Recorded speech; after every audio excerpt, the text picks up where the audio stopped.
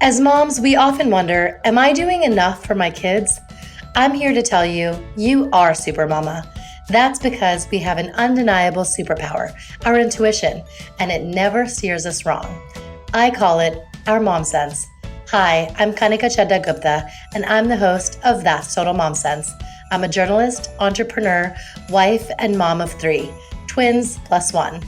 Now, if I had $1 every time I heard, gee, you have your hands full.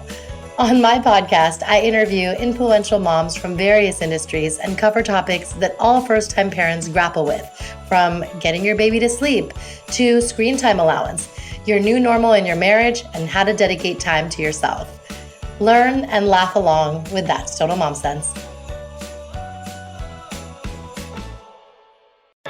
This episode is brought to you by Pretty Mommies, the #1 physician-recommended pregnancy skincare line. I discovered the collection when I became pregnant with my twins. All of a sudden, I had to throw out my Retin-A and products that consisted of alpha-hydroxy and beta-hydroxy acids, which are found in so many facial cleansers.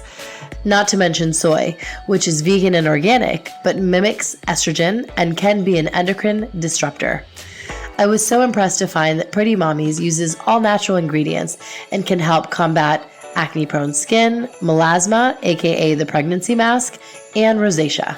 My skin was vibrant, supple, and all my friends would ask me just how I got my pregnancy glow. It's safe during breastfeeding, and I know I'll continue to use Pretty Mommies products forever. Give it a try and receive 20% off using my code MOMSENSE20. In 2019, women earn 79 cents for every dollar a man makes. Though we can attribute the gender pay gap to several factors, including occupational segregation, bias against working mothers, and circumstances like racial bias, disability, and access to education, there's no denying the numbers, and that we still have a lot of work to create an even playing field. On today's episode, I am thrilled to have a woman and mother who has been an advocate for closing the gender gap throughout her career.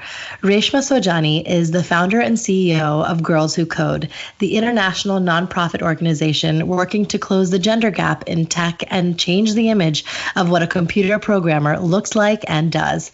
It has reached 185,000 girls in 50 states, Canada, and the UK. In 2019, Girls Who Code was awarded Most Innovative Nonprofit by Fast Company. Reshma is the author of the international bestseller Brave, Not Perfect, and has a podcast with the same name, and the New York Times bestseller Girls Who Code, Learn to Code and Change the World. Reshma's TED Talk, Teach Girls Bravery, Not Perfection, has more than 4 million views and has sparked a worldwide conversation about how we're raising our girls. She began her career as an attorney and activist. In 2010, she surged onto the political scene as the first Indian American woman to run for U.S. Congress. During the race, she visited local schools and saw the gender gap in computing classes firsthand, which led her to start Girls Who Code. She is a graduate of the University of Illinois, Harvard's Kennedy School of Government, and Yale Law. Her work on behalf of young women has earned her broad recognition on lists including Fortune World's Greatest Leaders, Fortune 40 Under 40, Wall Street Journal's Magazine Innovator of the Year, Forbes' Most Powerful Women Changing the World, and Fast Company's 100 Most Creative People, among others. She lives in New York City with her husband Nihal, their son Sean, and their bulldog Stanley. Reshma, it is an absolute honor to have you on That's Total Mom Sense today. Oh, I'm so excited to be here. So I want to just share the story of how I met you for the first time. It was back in 2013, and you were the keynote speaker at the AIF, which stands for American Indian Foundation Gala. And at the time, you were the front runner as New York's next public advocate. You were the first Indian American to run for Congress prior to that. And I still remember how floored I was listening to your story and the chutzpah that you have, and seeing that live was such a force. So I just wanted to share that with you. You have done all of us Indians, women, individuals proud. Thank you so much. So I believe that we don't know where we're going until we assess and look back at where we've been. So I want to backtrack with you through your childhood. And let's start with your parents. They're of Gujarati descent and lived in Uganda prior to being expelled by dictator Idi Amin in the 70s. Can you tell us that whole story? Sure. So 2 generations of my family was born in Africa. So my great-grandparents were originally brought over to build the railroads from Kampala to Mombasa.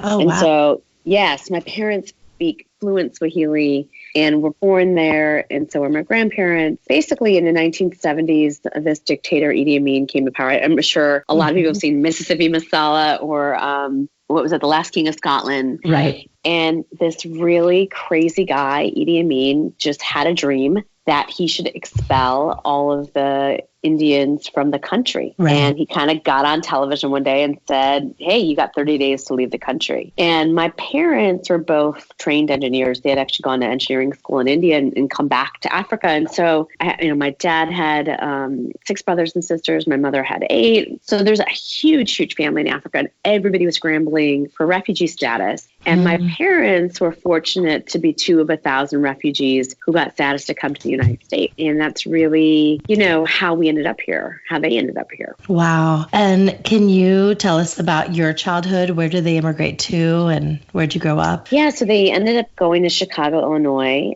I was born in Berwyn, Illinois, which is right outside of the city. In the beginning, when they came there, my father worked as a machinist in a plant. My mother sold cosmetics until they got jobs as engineers. And I remember my dad, would send his resume out and he would get no responses. And finally, a recruiter said to him, maybe you should change your name from Mukund to Mike. And that's how my dad became Mike. I don't know what your parents, did your dad have an American name? Yeah, my in-laws did that. My father-in-law's name is Ramesh, but he's Bob. Yeah. So yeah, it went from Ramesh to Robert to Bob. So yeah, I experienced that too. It's funny as we're talking about it now, how typical that was then. But now this is that we would never think, right, of changing my name from Reshma to Rachel, right?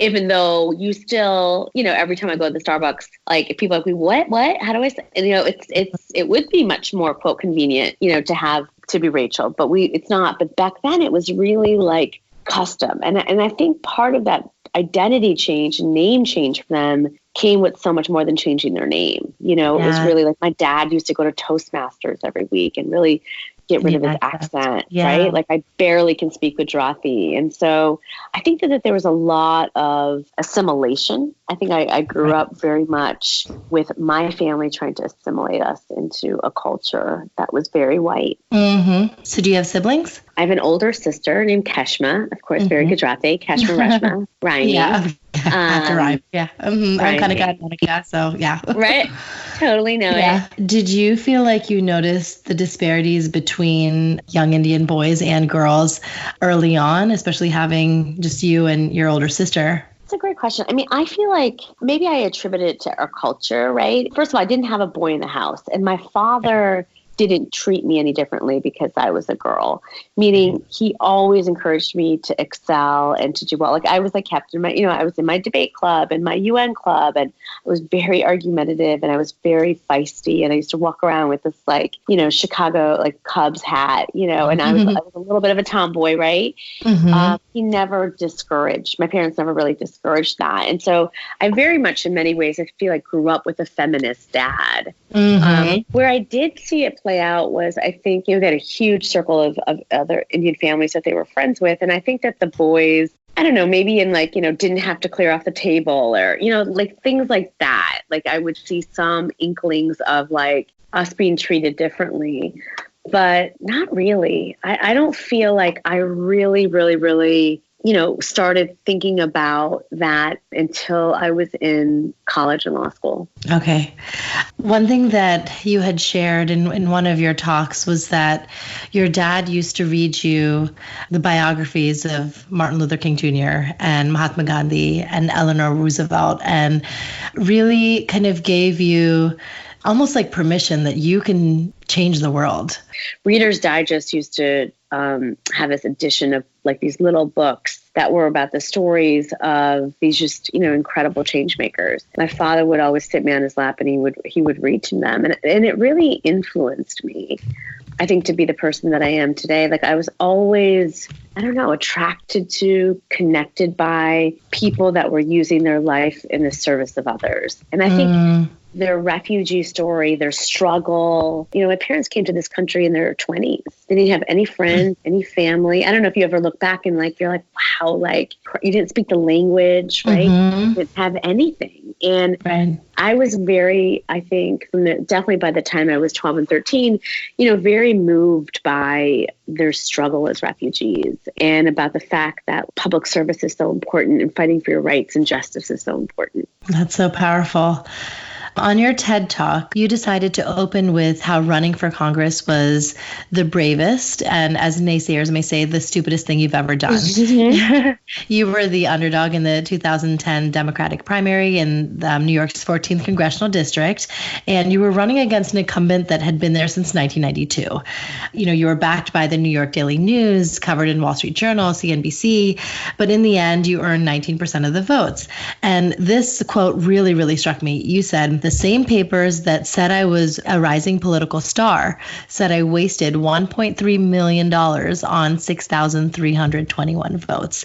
You do the math." I mean, I just found that to be so profound because firstly, it's a life lesson that I think we all can learn. In your case, you had to learn from this failure in the public eye. Instead of feeling defeated, you choose to highlight this. You opened your TED Talk with this, your book with this. There's no humble brag from you. You keep it real. So many of us appreciate that.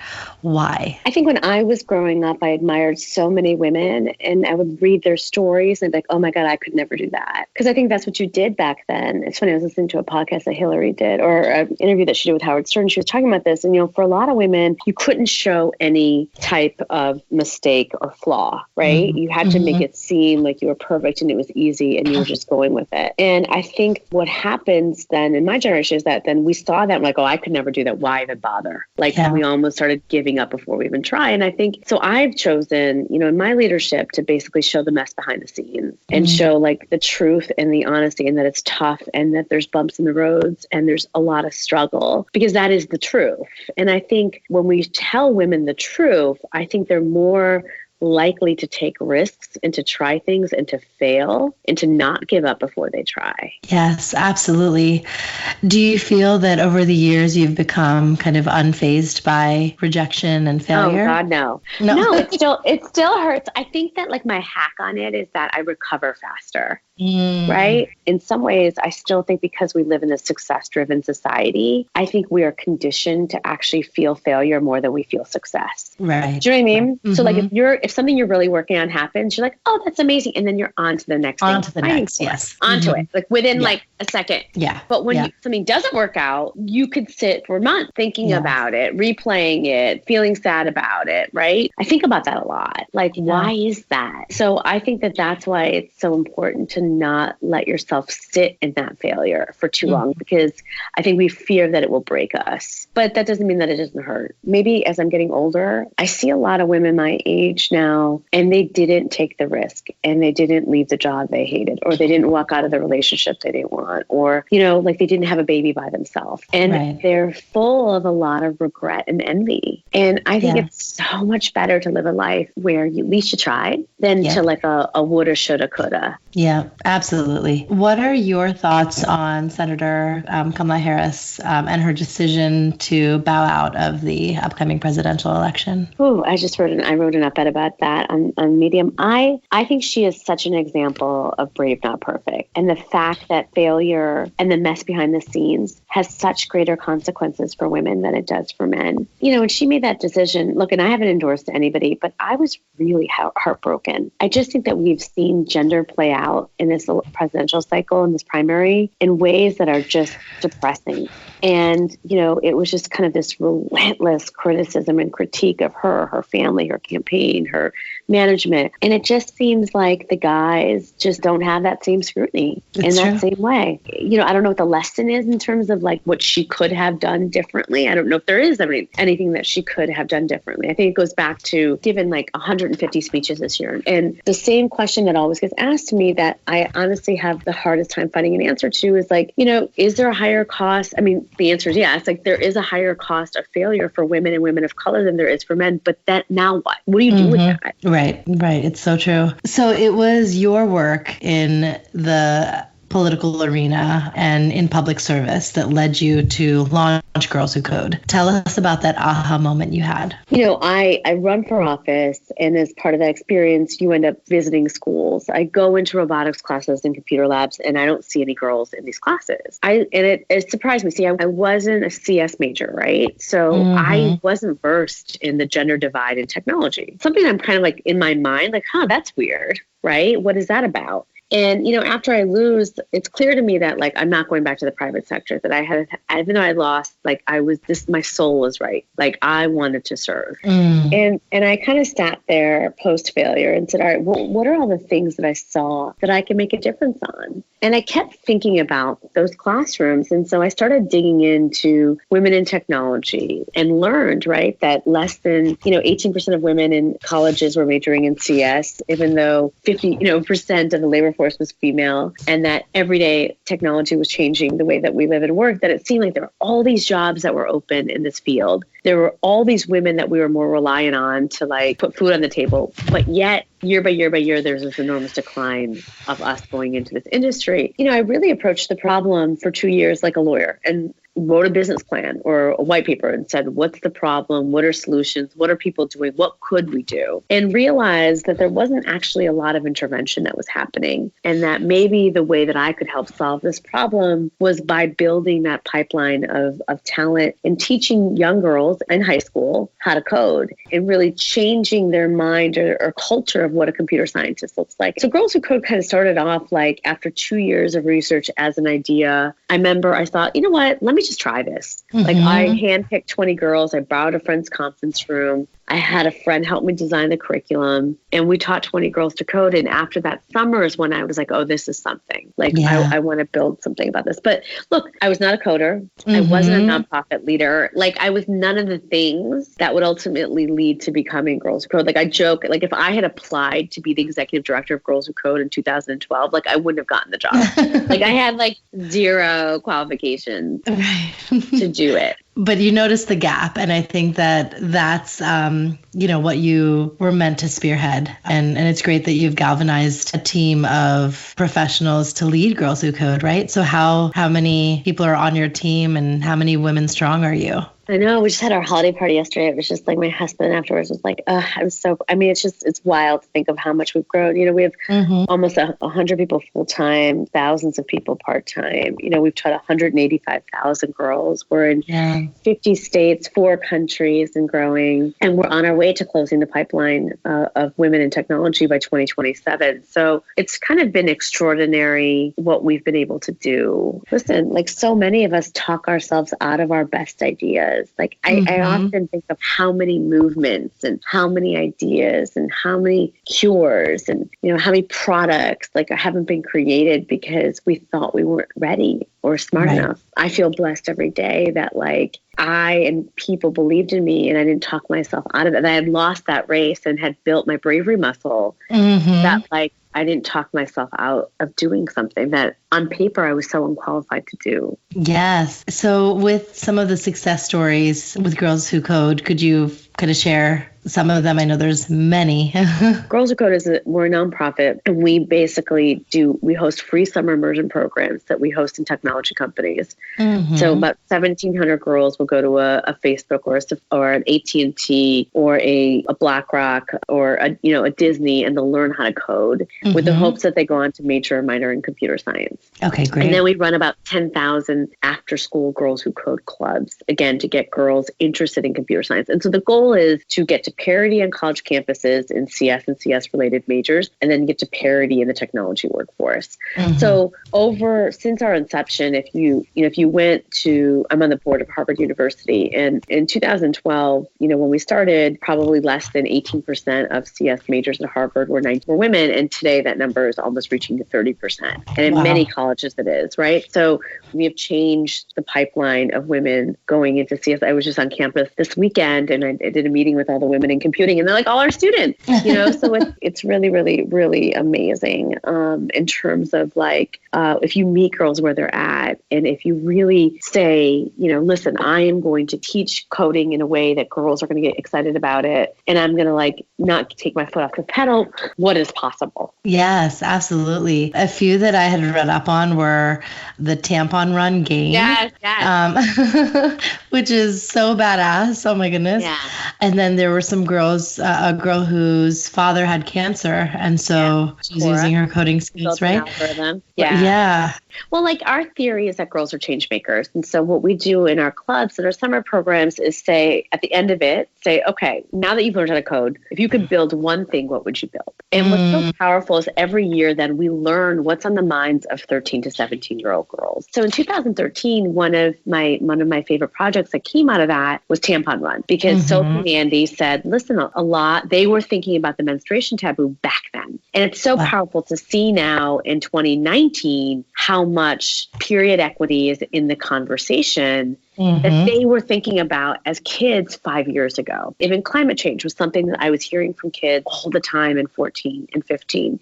And now you're seeing kind of girls like Greta. So they're often such a great bellwether on like, what's the crisis? What's the thing on the minds of young people? And what do they want to build and innovate? So again, over the past 2 years, a lot of the conversation has been around mental health. And so yes, we've seen games called Tampon Run. We've seen games to help activists on Black Lives Matter. We've seen microchips being created for gun reform, to put in a gun when it goes off in an area like a school. We're seeing apps being created by Syrian refugees to help Americans get to polls. And we're basically seeing so many different issues. This generation of girls they're leaders and they're change makers, and they are constantly thinking about how to make the world a better place. And I think a lot of that has to do with the fact that as adults, we failed them. Yes. Yeah, that traces back to the baby booming generation, kind of what we're left with. But yeah, it's amazing to see how tenacious they are to take matters into their own hands and learn whatever they need to change the world. How do girls sign up for Girls Who Code? What's the criteria? Our programs are free. Half the girls we teach are under the poverty line. Half the girls we teach are Black and Latina. You just sign up. You go to our website, see if we have a club in your area. If you're a rising junior or senior in high school, sign up for a Girls Who Code summer program. Okay. Wow. That's great. Now I want to talk about your book, Brave, Not Perfect, which is a breath of fresh air. Why did you write it? I have been working on issues, I feel like my whole life, that affect women and girls and activism and fighting against racism, sexism. And I felt like nothing really has changed. And I really wanted to understand why. I saw in my classes that so many girls were coming to our program and they had never coded before. And when they were learning, they were afraid to show the mistakes in their code and ask help. So it's almost this idea of perfection or bust. They weren't going to raise their hand and say, hey, I wrote this line of code. I know there's a semicolon missing here or there. Will you show me how to do it? It's almost like they'd rather show nothing at all. I gave a TED talk about this idea that girls are raised to be perfect and boys are raised to be brave. 5 million people watch it. And I'm inundated with women and men, women saying, I do this too. Girls saying, I do this too. Men saying, my daughter does this too. And I was like, wow, maybe there's something here. And I guess I got to write a book about it. And so I spent 2 years writing Brave, Not Perfect. I put it out there in the world last February. It's an international bestseller. I have this perpetually never-ending book tour. And it's really kind of sparked a movement in our country and the world about bravery, and how bravery can lead to joy, and how unlearning perfection can actually help solve or help shift leadership in our country and in the world. Yes. And it's just so relatable. I felt like you were speaking to me, because we've all been that girl, or we've had those women who want us to be prim and proper and don't get dirty and watch out, you're going to fall. And with the boys, they're, like you say, they run to the top of the jungle gym and they just free fall, and it's totally fine. No one's running after them. I think that we need to start young, where we're not trying to keep our girls so coddled and left to be fragile, because we want both our girls and boys to be able to take risks in the long run. So we do have to kind of start young. Do you think that we're predisposed to be this way because of evolution? Men were hunters and women were building bonds. And is that what it traces back to? And then slowly that's kind of become a norm in society? Yeah, I mean, I think it's more about socialization, right? I think it's just like I don't think it's, I talk about this in my book. I don't think it's genetic, right? That like men were the hunters and they were just like protecting women. I think it's how we have year after year after year socialized ourselves into behaving. And I do think it's second nature. A friend of mine had a baby and she was like walking, she was teaching her baby her baby was learning how to walk, and she was walking behind her and she was like, be careful, honey, be careful, honey, be careful, honey. And then she's like, I heard your voice in my head. And I was like, go baby, go baby, go baby. But it's just second nature, right? Like we coddle our girls, we straighten their bows, we fix their dresses, we tell them not to get dirty, we don't want them to get physically hurt. But like, with our boys, like I see this every day. I have a 4.5-year-old son, and my husband is constantly flipping him in the air and throwing him on the ground. Mm-hmm. And I wonder if Nahal, and I say if we had a daughter, whether he would play rough, you know what I mean? Mm-hmm. like the way that he does. And I don't think he would. He's a conscious decision, for sure. He's a feminist. Yes, it's totally a conscious decision. Mm-hmm. And so I think part of it is just what I've been trying to do is get people to be aware, even little things, right? Like, when something was broken, I realized there's like how by the time I was an adult, how uncomfortable I felt when something was broken or doing something physical with my hands, whether it was putting a painting up on the wall or fixing the toilet or changing a tire. And I realized it was because even though, again, I was raised by a feminist dad, I really wasn't taught to use my hands. Mm-hmm. And so I tell parents today, like, if the toilet's broken, grab your daughter to go. Yeah. Like, let her tinker and to take things apart. And if we're not doing that as parents or doing that as educators, there's just not a lot of opportunity, because even if you go into, for example, the Lego store, which my son loves, there's so much in that store for him, right? Like Star Wars toys, there's superheroes, there's Avengers, there's this, that. And then it's like there's a little aisle for girls for a Frozen Lego set or like a supermarket. So like, how can we teach our girls to tinker and to take things apart when we can't meet them where they are? Yeah. And we're not even thinking about building things for them. Right. It's so true. We definitely have to, within our own families, change these gender norms and stereotypes that exist. In my case, I have 3 kids. I have boy-girl twins who are 2 and a 1-year-old son. My husband and I really have to make a conscious decision that we, treat all of them equally. So, like you said, your husband Nahal will throw your son up in the air. Same with Sunil, he'll do that, but then he'll do that with all 3, and he'll wrestle with all 3 because we don't want Sahana to feel left out, and she shouldn't, and it's amazing. She doesn't play with dolls. She loves engineering toys. She plays with cars just like her twin brother. Yeah. And she's like, I want a pink car. I want a purple car. But she wants a car, and it's totally really cool to see that. I grew up in a household where it was me and my sister, and we did like the playing tea party and dolls, and my daughter's like a little into that, but she's mostly into the stuff that her brothers are into, and she just puts her fun spin on it. It's really amazing. I mean, how much if you actually, and the thing is you're not even pushing your views on them. I think you're just letting them do what they want. Like my son, like we have he loves Elsa and Frozen, and every morning we'll do this little dance party. And, but he's like a boy, right? And he loves Transformers, and or like when he's picking out superheroes, he'll pick out one Wonder Woman and one Captain America. Mm-hmm. And so and yes, I have constantly said well, why not the girl, or why let's watch this, or and so I'm putting it in his world, but I'm not forcing it on him. Exactly. And I realize that society though is structured to put them into gender constructs. Right. What I think we need to do as parents is let them be open to everything. Exactly. And on the flip side, we have to be mindful of allowing our boys, if they want to cry or are gentler, that's okay. We don't have to expect them to man up, quote unquote, Yeah, 100%. I mean, my son is so emo. I mean, he is so kind. And we went to go see Lion King, the new one. He walked bawling when dad died, right? Right. And we had to leave. He's the only ride at Disney he could handle was Small World. So he's really, and again, I think everyone's nature is to toughen him up and make him strong. And I'm like, no, like, let him be like that. He wears his heart on his sleeve. And like, to me, I'd rather have a kid that's kind and pure in that sense. Right. And so, but you're right. You have to be intentional about, even with our boys, allowing them to be vulnerable and emotional. Yes, absolutely.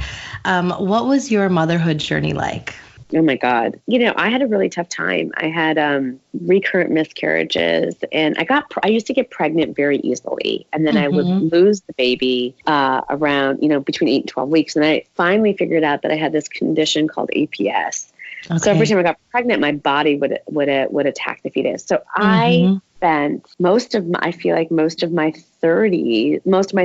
and half my 40s desperately wanting to be a mother, and it just eluding me, in so many ways. So when I finally became one, which my son Sean, it was amazing, but then really freaking complicated, because as much as I worked so hard to get him, there were moments where I just couldn't wait to get away from him. Right. And just like be alone and have breakfast and read the New York Times and like, so it's like, it is one of the most kind of complicated relationships that I'll ever have. And I have a crazy connection with my son, but I'm on a plane twice a week and I travel a lot and I'm trying to change the world and I'm trying to make a difference. And so, but I'm always resolving or trying to resolve this enormous amount of guilt I have. And this enormous amount of that I miss my baby, Yeah. Yeah. I totally feel you. You're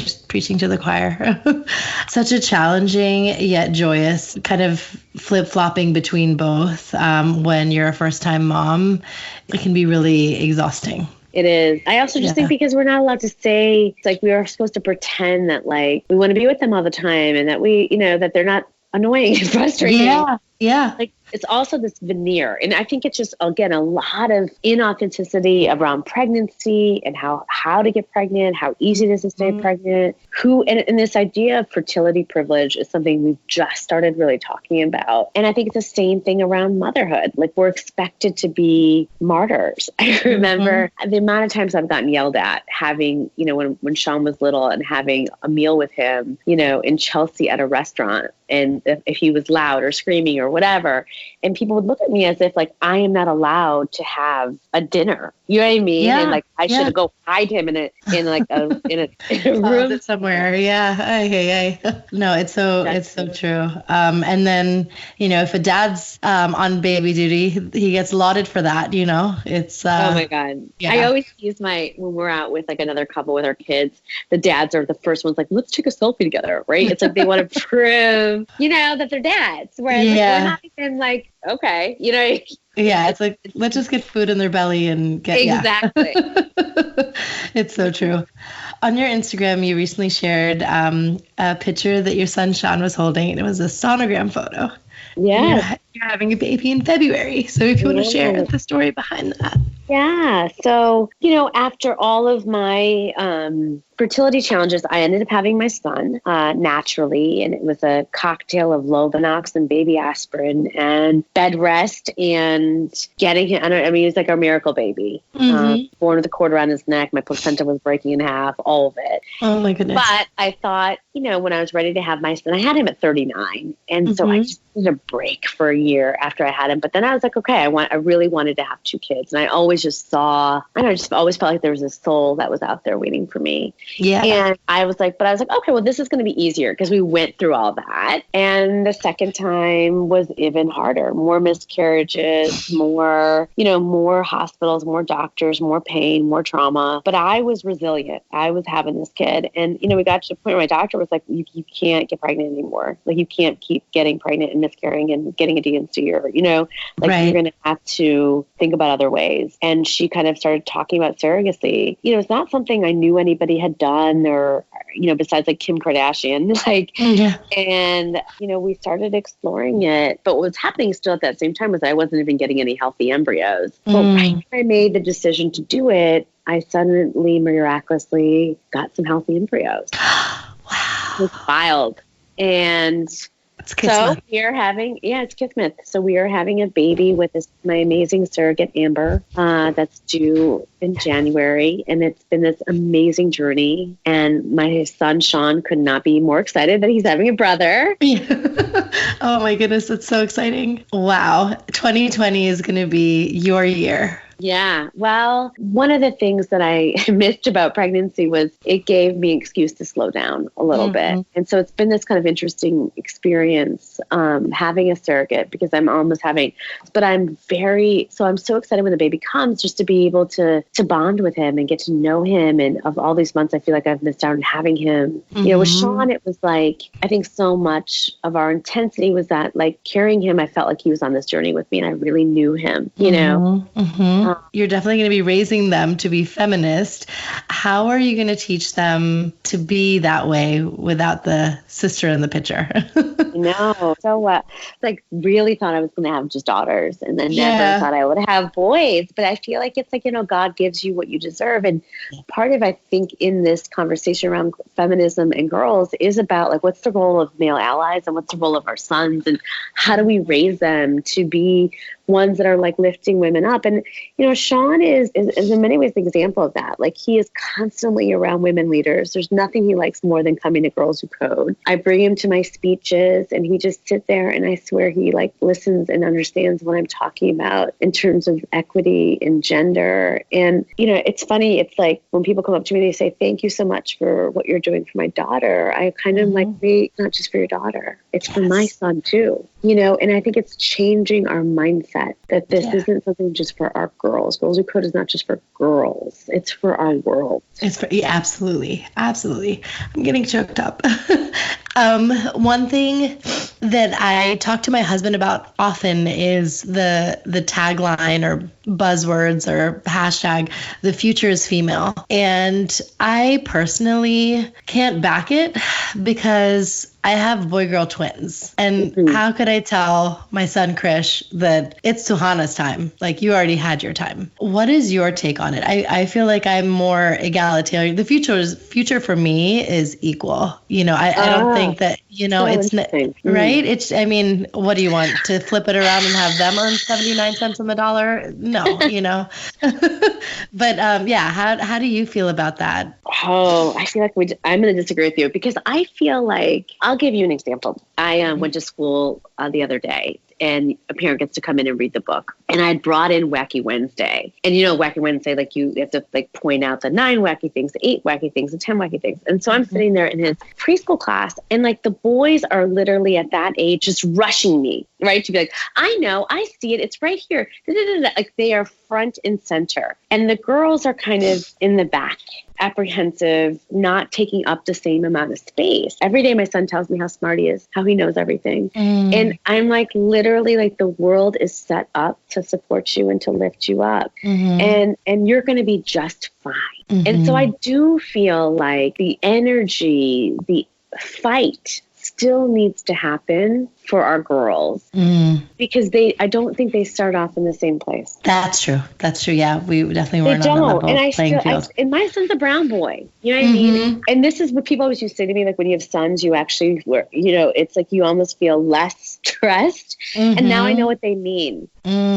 Yeah, it's true. Like you're going to have to fight for everything for your daughter. Yeah. Like I have a niece who's like a daughter to me and I see it, you know, and of course I have 185,000 girls that I mother and and their struggles and it's just, I don't know, it's harder for them. I think the thing is we want to get to a world where the future is the future. Right. But we're in the moment where I think that we have to fight for parity. And I think the shift on the conversation is we need men to fight alongside with, because that world would be better for them too. And inequity is hurting them too. So if you were to give my listeners some tips on a path to being brave that they can implement right now, what would those tips be? Okay. So I think the first is you can't be brave if you're tired. And every woman I know is exhausted. And so get rested. And part of being rested, I've learned as a mom, is like doing something for yourself and doing something. So for me, it was going to the gym. Like when I went and worked out, I was just happier, healthier, better. But I realized that going to the gym didn't mean waking up at 5 a.m. before the dog, before the baby. Going to the imagine that waking up at 7:30, which was when the baby was getting up and the dog wanted to go out. And it was at a time that was the most inconvenient for the family, but the most convenient for me. So pick something for yourself that is at a time that is inconvenient for everyone else, because then you will learn how to prioritize you. Mm-hmm. Second thing is practice imperfection. So I think that we do everything 120, but we don't get the gains for doing it at 120. And that if we did things at 80% or 85%, we actually would be just fine. And there are so many things that we do, whether it is bringing freshly baked cookies to our kid's birthday party, sending an email with 100 emojis and 9 exclamation points, like practice imperfection. And so what I say, and I say to your listeners, like, send an email with a typo in it that's semi-consequential to somebody.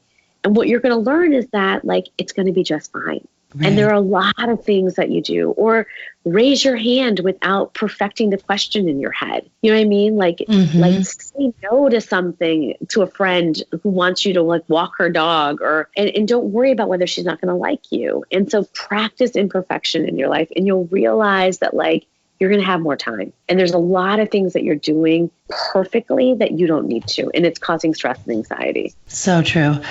When did you trust your mom sense? I think I started trusting my mom sense when I was struggling with fertility. I know this sounds crazy, but there's so many times where people just told me to give up and let it go. And I just felt like there was this soul that was waiting for me. Wow. And yeah, I can't wait for the world to meet him. Let's not forget our quote of the day. Is there a quote that you live by? The mantra that I live by right now, obviously, is brave, not perfect. Because I think it's so important to, like, every time I know that that voice in their head that's telling me I can't do something, or I'm not good enough, or I'm not smart enough, I just, like, brave, not perfect. Like, there's so many moms who tell me, like, their daughter looks up today and it's going to be a brave, not perfect day. And, like, that's, like, their mantra. That's so cool. It's now time for Mom Haul, when we share products we love. Do you have a product that you are just like loving right now? It can be parenting related, wellness, beauty, just, you know, it's like girlfriend to girlfriend. You need this. Oh God. Rent the Runway Unlimited. I love it. It's like the one thing that if it went away, I really honestly would not know what to do. Yes. And it's sustainable, you know? Totally sustainable. I don't buy clothes anymore. Yeah, I concur. And lastly, where can we find you? Where can we buy your book? Sure. Go to bravenotperfect.com and subscribe to my Bravery Bulletin, listen to my Brave Not Perfect podcast, follow me on Instagram, Twitter, and join the bravery movement. I love it. Thank you so much, Reshma, for teaching us what our bravery muscle is, and we're going to put it to use, and we're all going to practice being brave, not perfect. Thank you. Thank you. Thank you so much. Reshma is such an inspiration to young girls and women the world over, and it was an honor having her on my show. Reshma, thank you so much for reminding us to be brave and to learn to embrace our imperfections. They make us who we are at the end of the day and add substance and character to our stories. If you'd like to recommend an influential mama to be on my show or want to be featured yourself, write to me at thatstotalmomsense@gmail.com. I'd like to share a review from one of my listeners, Lisa. She writes, I love this podcast. There are great interviews, awesome guests, and Kanika does a great job of asking really great questions. Perfect podcast for moms. Thank you so much, Lisa. You are the reason why I keep churning these episodes out week after week. I love that they resonate with you, and I'm going to be creating even more content just for you and all those moms out there. Now remember, always trust your mom sense. Stay strong, super mamas. Bye. That's total mom sense.